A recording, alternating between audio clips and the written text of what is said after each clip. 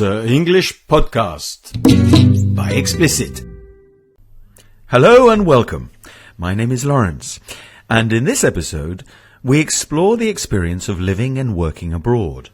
Many of us may dream of moving to another country, and a number of our trainers around the world have relocated with their families. Today we hear from Sankie, who is telling us about the challenges and rewards of adopting a new country, a new culture, and of course a new language. So let's go to today's question. For Sankie and his family, the choice was Portugal. But for the 90 or so trainers at Ecsplicite who live around the world, how many do you suppose relocated, that is, went to live and work in another country? Is it A, 1 in 10, B, about half, or C, around a third?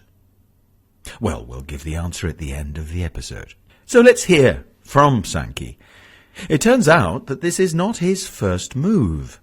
So my first question was, why Portugal? And you may find his answer surprising. I've lived and worked abroad in the past. In fact, this is the sixth country, I think, that I've lived and worked in during my career. However, this time everything was a little bit different because we were in the middle of COVID and it was 2021, and we had decided that for many years that we wanted to go with our family to experience an international culture and to give our children the chance to learn and experience deeply another country. So we ended up choosing Portugal because it was one of the few countries at the time that you could easily get into without needing there to be COVID restrictions. So we actually landed in Portugal in September 2021 without any real plan. We just decided, we boxed up our house and everything, we just decided we were going all out for the adventure. So the main reason for choosing Portugal seems to have been COVID restrictions. To decide to go all out for something is an expression which means to put all your energy and enthusiasm into what you're doing. So after spending a few weeks in the south of Portugal, in the Algarve, we found a Portuguese course, and this kind of dictated where we went. And we just really followed our heart. And you might think, oh, that's easily to do. However, we did it with the whole family, and none of us was fluent in Portuguese when we arrived here. So it really was a big adventure. So the first consideration was, not surprisingly, to find a language course. And this helped Sankie and his family to decide where to go next. So, what is it like living in Portugal? I would say it's amazing. We're living very rurally in Portugal, and I feel really alive by the countryside. We have lots of nice river beaches nearby for the long summer months. People who we don't know have too many fruits and vegetables, and they just come round to our house with literally a big plastic bag full of oranges when the oranges are in season. And I'm just really struck by the friendliness of everyone. Was there anything that surprised you? So before heading to Portugal, I thought that people would be kind of more laid back and perhaps less hard-working than in the UK. To be laid back means to be very relaxed about other people's behaviour or things that need to be done.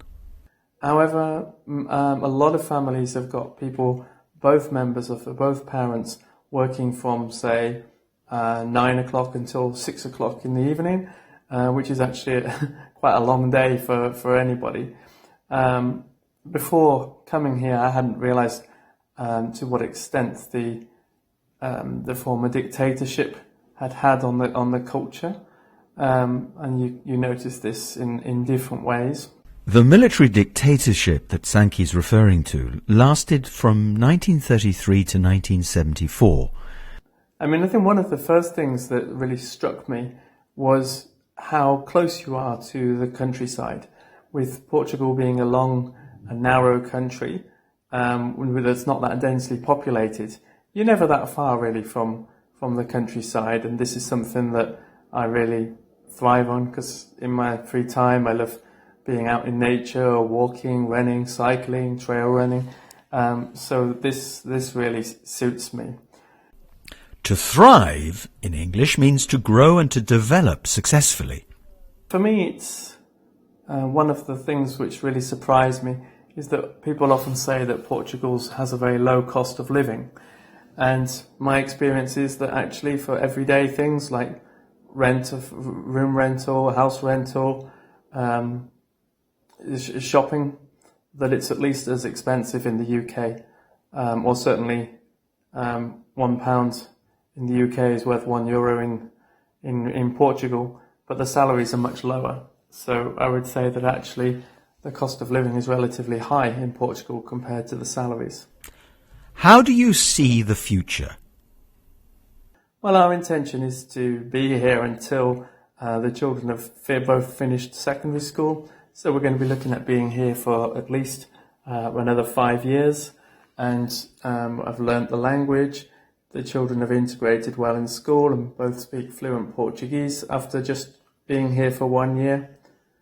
I wanted to be somewhere different, doing something different, and I've achieved that on every front. To achieve something is to succeed in reaching an aim, especially after a lot of work or effort. Sankie feels he has achieved what he wanted to achieve by moving to Portugal. So it sounds as if he and his family are making the most of this Iberian adventure. Let's go back over the vocabulary for today. Relocating means moving to another country. If you put all your energy and enthusiasm into what you're doing, you go all out for it. To be very relaxed about things that need to be done is to be laid back. To thrive in English means to grow and develop successfully. And finally, reaching an aim, especially after a lot of work or effort, is to achieve something. So let's go back to today's question. How many of us here at Ecsplicite do you think have relocated to another country? Is it A, 1 in 10, B, about half, or C, around a third? Well, the answer is C. In fact, 29 of the 90 trainers are now living in different countries, in Europe, in Africa, and in North and South America. But then I guess, when you're excited about languages as we are, it means that you're also curious about other countries, their history, and their culture. Thanks for listening, and bye for now.